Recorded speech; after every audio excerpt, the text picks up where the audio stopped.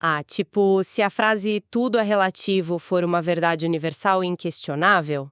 Aí a gente já tropeça, né? Pois é, porque, por definição, essa frase mesma teria que ser relativa. Ou seja, a verdade absoluta precisa obrigatoriamente existir em algum lugar. Exato. É uma armadilha lógica gigante. E hoje, a gente vai explodir essa armadilha de vez. Nossa, sim. Eu tô muito animada para isso. Nós vamos mergulhar numa daquelas discussões super fundamentais do nosso tempo. Aquela linha fina, sabe? O terreno que separa o que é só uma opinião daquilo que é um fato inalterável, cravado na pedra. E olha, essa fronteira parece que tá cada dia mais embaçada nas discussões por aí, né? Com certeza. O que faz com que a nossa imersão de hoje seja absolutamente vital para quem nos acompanha. E exatamente. Nós vamos nos debruçar aqui sobre as ideias de um material muito instigante, o texto Tudo é Relativo, exceto quando não é, do professor Maurício Apolinário. Um texto fascinante, diga-se de passagem. Muito. E a nossa missão nessa exploração, para quem está com a gente agora, é desvendar essa batalha silenciosa entre a verdade relativa e a verdade absoluta. A gente quer tentar entender de onde vem essa ideia tão popular hoje em dia de que cada um tem a sua verdade, sabe? E mais do que isso, descobrir como a ciência, a biologia e as leis da própria natureza respondem a essa ideia. Bom, o ponto de partida para esse debate todo exige que a gente dê uma olhada na nossa própria condição humana. Como assim? A biologia da coisa. Isso. Porque o relativismo ganha muita força partindo de uma premissa até bem humilde e realista, a de que o conhecimento humano é inevitavelmente limitado. Assim, nós somos seres finitos, afinal de contas. Pois é, a gente não tem uma visão onisciente sobre o universo. Não somos deuses. E aí, a partir dessa nossa limitação, cria-se aquele argumento clássico, né? Se a gente não pode conhecer o todo, então não dá para estabelecer verdades universais. Exato. A verdade passaria a ser só um reflexo da experiência de vida de cada indivíduo. Mas o material que a gente está analisando força um passo atrás. Ele questiona a própria biologia mesmo. Sim, o autor lembra que os nossos sentidos nos enganam o tempo todo. A nossa visão, a audição, o tato. São ferramentas de coleta de dados super restritas, né? A gente capta uma faísca da realidade. Muito restritas. O cérebro humano recebe esses sinais elétricos do mundo exterior e precisa interpretar tudo isso. E essa interpretação é, pela própria natureza dela, uma coisa subjetiva. O que a gente chama de realidade sensorial é, na verdade, um mapazinho construído lá dentro da nossa cabeça. Perfeito. E é bem aí nesse ponto que mora a grande confusão conceitual. Que é achar que a percepção cria a realidade. Exatamente. Uma percepção subjetiva não é uma nova verdade surgindo no mundo. É só uma opinião. É fundamentalmente uma opinião. E o texto traz um exemplo super prático para a gente separar essas coisas. O gosto pelo chocolate. Esse exemplo é maravilhoso. Imagina só duas pessoas. Uma delas acha que o chocolate é a melhor coisa já inventada na história da humanidade. E a outra não suporta nem sentir o cheiro do cacau, né? Isso. A afirmação, o chocolate é gostoso, é irrefutável na experiência de quem está ali comendo. É verdade para ela, na sensação dela. Mas, isso é completamente irrelevante para a verdade objetiva do universo. A composição química do chocolate, a estrutura ali das moléculas. Nenhuma dessas moléculas vai se alterar dependendo de quem está mastigando o doce. O chocolate continua sendo o que ele é. E o desdobramento disso na nossa sociedade é muito maluco, né? Muito.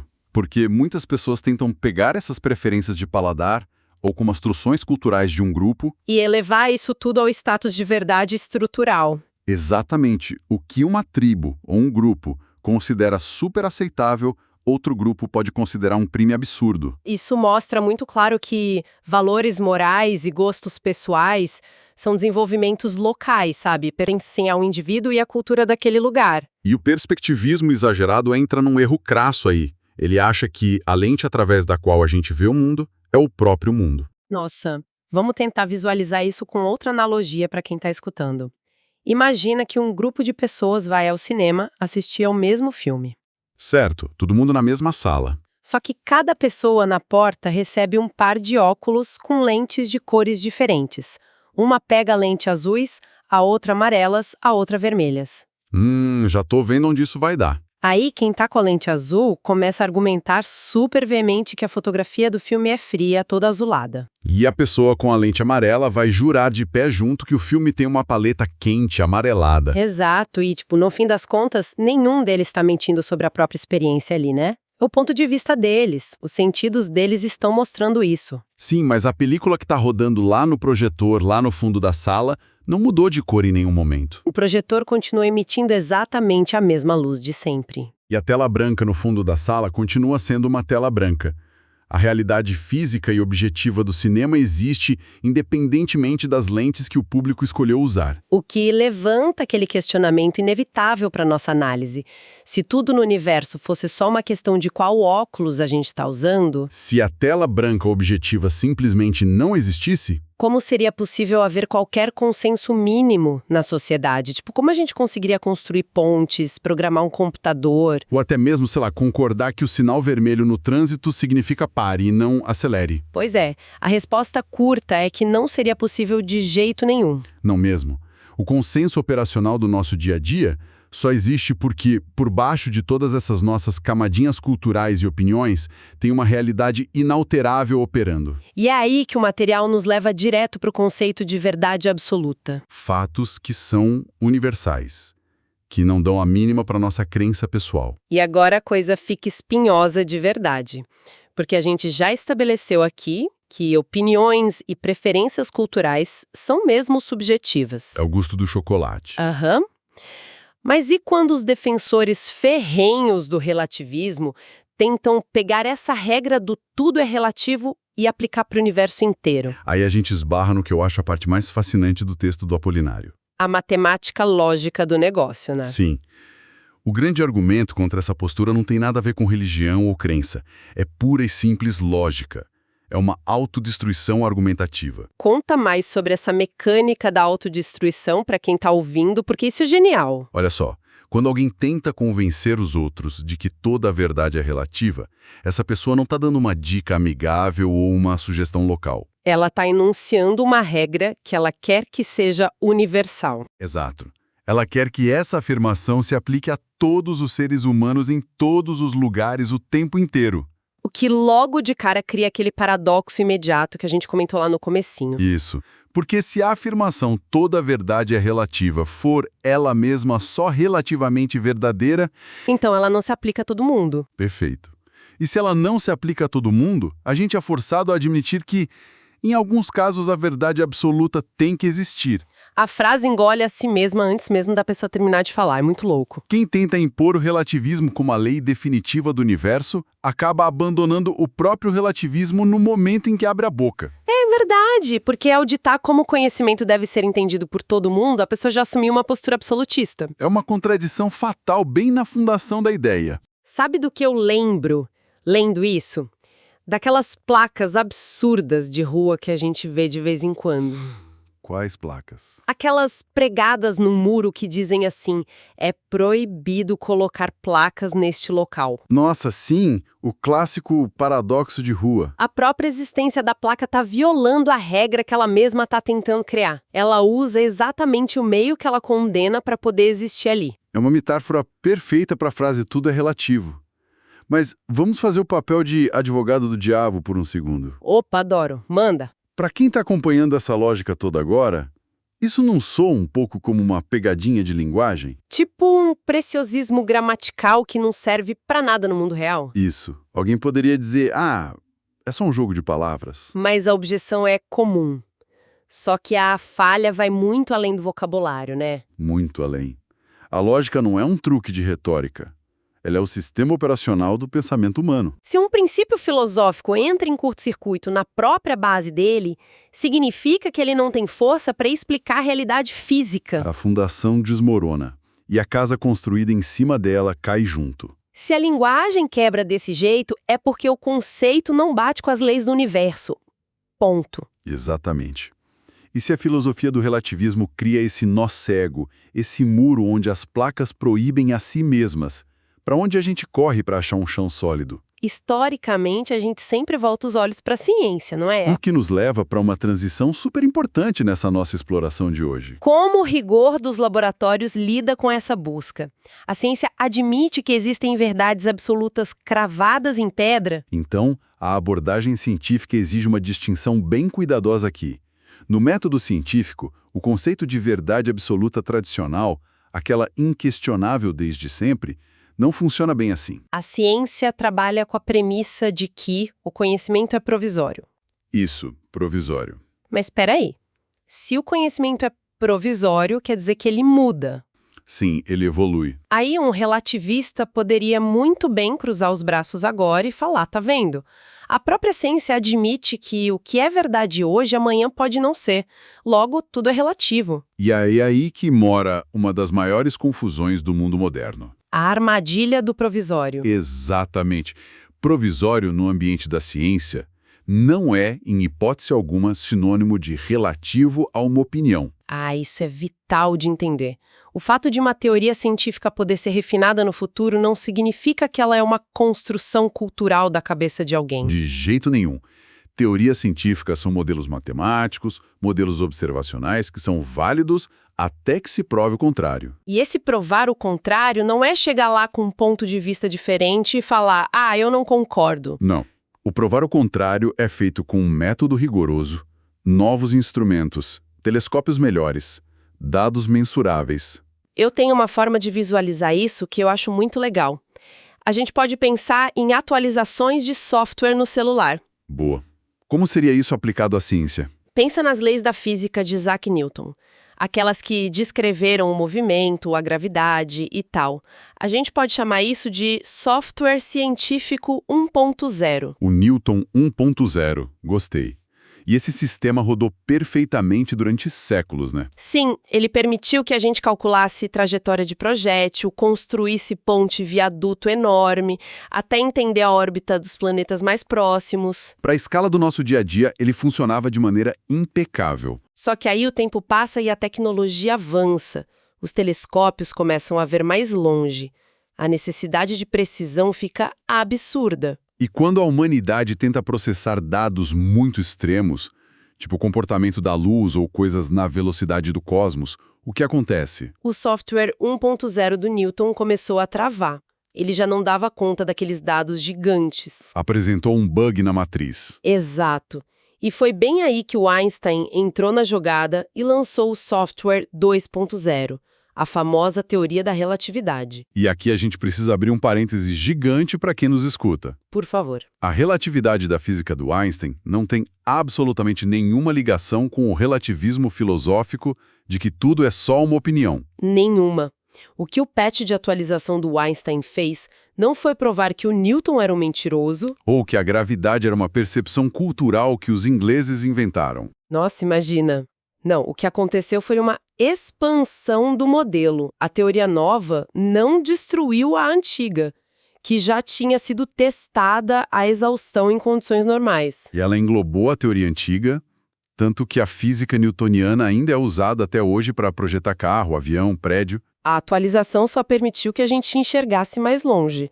A ciência se corrige, se aprofunda, mas o hardware por trás disso tudo... A realidade nua e crua do universo... Ela continua operando com as mesmas regras, independente de qual versão do software a gente está usando para tentar decodificar isso. E mesmo com todo esse aperfeiçoamento constante, o material do Apolinário pontua algo que não dá para ignorar. A ciência chega, sim, a fatos consolidados. Fatos que acumulam tantas, mas tantas evidências ao longo dos séculos que a gente passa a tratá-los como verdades práticas, absolutas de certa forma. O texto traz à tona um episódio histórico que ilustra isso perfeitamente. O heliocentrismo. A descoberta de que o Sol é o centro do nosso sistema e que a Terra orbita ao redor dele. Hoje, pensar o contrário é absurdo. É algo incontestável. Sustentado por satélite, por matemática avançada. Mas na época em que isso foi proposto, colidiu de frente com a igreja e com o consenso de toda uma civilização. A crença daquela época, a verdade cultural absoluta deles, era de que a Terra ficava paradinha no centro de tudo. O que é o exemplo mais cristalino do limite da verdade relativa. Por quê? Porque o consenso cultural de milhões de pessoas dizia que a Terra estava parada, mas a mecânica do universo ignorou completamente esse consenso. O Sol não falou, puxa, a galera na Terra prefere ser o centro, vou mudar de endereço para agradar a narrativa deles. Não mudou uma vírgula.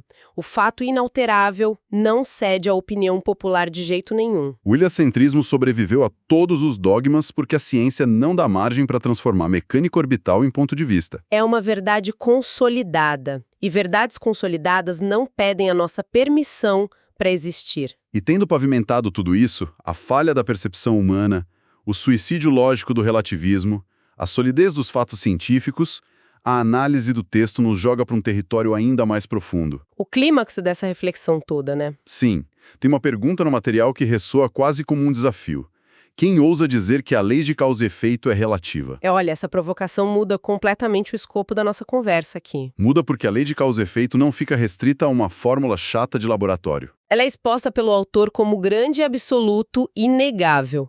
Um princípio fundamental que atravessa não só a física mecânica, mas que costura o nosso pensamento ético. E até a nossa espiritualidade. É a regra inflexível de que cada ação, sem exceção, gera uma consequência correspondente. A premissa é super direta e implacável. Absolutamente nada acontece por acaso no tecido do universo. Para todo efeito que a gente consegue observar, existe uma causa motriz. E para toda causa que for iniciada, um efeito inevitavelmente vai nascer. Não tem como fugir. É a teia que interconecta todas as coisas. Negar a lei de causa e efeito não é só negar a ciência. É negar a estrutura básica que permite que qualquer coisa aconteça, desde a colisão de dois átomos até a formação de uma galáxia. O argumento sustenta que essa lei, natural e imutável, é a grande, verdadeira, absoluta, incontestável. A gente pode ancorar isso numa imagem bem visual. Vamos pensar numa fileira gigantesca, infinita, de peças de dominó, todas alinhadas. Certo. O debate cultural, os gostos da galera, o relativismo, tudo isso pode tentar ditar a aparência dessas peças de dominó. Um grupo diz que as peças devem ser brancas. Outro grupo fala, não, os dominós têm que ser todos coloridos e cheios de textura. E a gente pode passar milênios debatendo a estética das peças. E tá tudo bem, é o campo da opinião. Só que a partir do exato momento em que um dedo empurra a primeira peça... Aí a física assume a direção. Acabou? A gravidade e a transferência de energia cinética não vão pausar a queda para perguntar se a cultura local concorda com o que está acontecendo. A física não quer saber a cor da peça. A queda vai acontecer. Doa a quem doer. A causa vai entregar o seu efeito. No campo humano, do nosso comportamento. Porque alguém ouvindo a gente agora poderia pensar, nossa, mas viver sobre uma lei irrefutável e absoluta que não muda. Isso não é um pouco opressivo? Parece que tira a nossa liberdade, né? Mas o desdobramento que o material traz é exatamente o oposto disso. A imutabilidade da lei de causa e efeito é justamente o que garante a nossa capacidade de aprender. De assumir responsabilidades pelas nossas ações, claro. Pensa bem, se o universo fosse governado por regrinhas relativas, respondendo ao que cada pessoa acha que deveria acontecer daquele dia, o resultado não ia ser liberdade de jeito nenhum. Ia ser um caos absoluto. A gente não ia ter garantia de nada. Um exemplo muito simples, se a gente colocar a mão direto nas chamas de uma fogueira, a pele vai queimar. O fogo vai agir como fogo. Ele não vai olhar e falar, a cultura desse cara ensina que o fogo é inofensivo, vou suspender a minha temperatura aqui rapidinho. Não vai. Entender que essa certeza existe não prende a gente. Pelo contrário, nos permite planejar a vida. Sabendo que o fogo queima de um jeito consistente sempre, a gente pode aprender a controlar ele para cozinhar a nossa comida, para aquecer a casa no frio. O reconhecimento dessa verdade absoluta exige que a gente olhe para os nossos atos e para as reações reais que eles provocam. O que nos leva, enfim, para o ápice ético do argumento do professor Maurício. A aceitação dessa estrutura impessoal da natureza funciona como um motor muito poderoso para o desenvolvimento humano. A causa e efeito pega a gente pelo braço e obriga a abandonar aquela postura passiva de achar que tudo é só uma narrativa na internet, sabe? Ela exige que a gente preste atenção às causas que nós mesmos estamos colocando em movimento na sociedade. É uma chamada irrecusável para nossa responsabilidade. Nossa, isso amarra todos os fios soltos da nossa exploração hoje de um jeito muito elegante. Fica bem evidente por que desvendar tudo isso é tão crítico para o momento atual que a gente vive. E olha que a gente fez um trajeto longo aqui, hein? Bastante. Começamos reconhecendo lá na biologia dos sentidos, aceitando que o fato do cérebro criar opiniões sobre o que enxerga não altera o filme objetivo que está rodando na tela do cinema. Em seguida, a gente viu como tentar transformar a frase "tudo é relativo" numa regra absoluta comete um verdadeiro suicídio lógico. Caindo de cabeça naquela armadilha da placa que proíbe ela mesma de existir no muro. Depois, nós navegamos pelas atualizações de software da ciência empírica. Entendendo que o avanço provisório do Newton para o Einstein não dá brecha para a gente tratar a órbita da Terra como um mero ponto de vista cultural. E, finalmente, nós culminamos no paredão inabalável da causa e efeito. A engrenagem mestra que sustenta a realidade vai empurrando os dominós, um por um. E o benefício de passar por esse processo todo de clareza mental é enorme para quem acompanhou a gente até aqui. Totalmente. Hoje, a gente consome um volume de informação que, sei lá, há poucas décadas seria inimaginável. Nós estamos literalmente afogados num oceano de fatos alternativos. Então, ter a ferramenta lógica na manga para conseguir separar rápido o que é experiência individual, tipo o sabor do chocolate, daquilo que é o funcionamento mecânico da realidade incontestável, isso nos imuniza contra muitas manipulações. É isso. Preserva a nossa sanidade no meio dessa sobrecarga de narrativas malucas por aí. Traz o nosso senso crítico de volta para um chão sólido, onde a gente pode pisar com segurança. E ainda tira a gente daquela posição super confortável de achar que dá para simplesmente discordar das leis naturais quando convém. Com certeza. Pensando em tudo que a gente dissecou aqui hoje, a partir desse texto brilhante, me ocorreu uma reflexão final. Manda. Algo pra gente deixar pairando pra quem compartilhou esse tempo com a gente. Isso. O material afirma, sem meias palavras, que a lei de causa e efeito é inegável e exige o nosso amadurecimento constante. Sendo assim, o próprio exercício interno que a gente faz todo santo dia já é um fator determinante. Exatamente. O simples ato de escolher quais verdades a gente decide abraçar não é uma coisa inofensiva que morre dentro da nossa cabeça. A crença dita atitude, né? E a atitude gera uma ação física no mundo real. Portanto, a escolha de ignorar fatos consolidados só para ficar no conforto das verdades relativas é, por si só, uma causa poderosa que a gente está empurrando. E a física, meus amigos, não vai perdoar os dominós caindo. Quais são os efeitos e consequências reais que a gente está espalhando ao nosso redor? No tabuleiro da vida, toda vez que validamos ilusões coletivas e damos as costas para a realidade objetiva. Fica aí o questionamento. Os nossos filtros mentais também fazem parte da cadeia de dominós. E o peso das nossas escolhas nunca foi tão evidente quanto agora. Que isso sirva como um convite constante para a nossa autoanálise, que a gente continue investigando as cores dos óculos que a sociedade tenta emprestar para a gente usar. E mantendo sempre os olhos muito bem abertos para identificar esses paradoxos lógicos disfarçados de sabedoria por aí. Um agradecimento imenso a quem nos emprestou os ouvidos para essa análise profunda de hoje. Muito bom ter essa companhia. Que a paixão por descobrir como as engrenagens do universo realmente funcionam continue acesa, guiando as nossas escolhas e as causas que decidimos iniciar no mundo, mantenham a curiosidade sempre viva, o senso crítico afiado e até a nossa próxima exploração.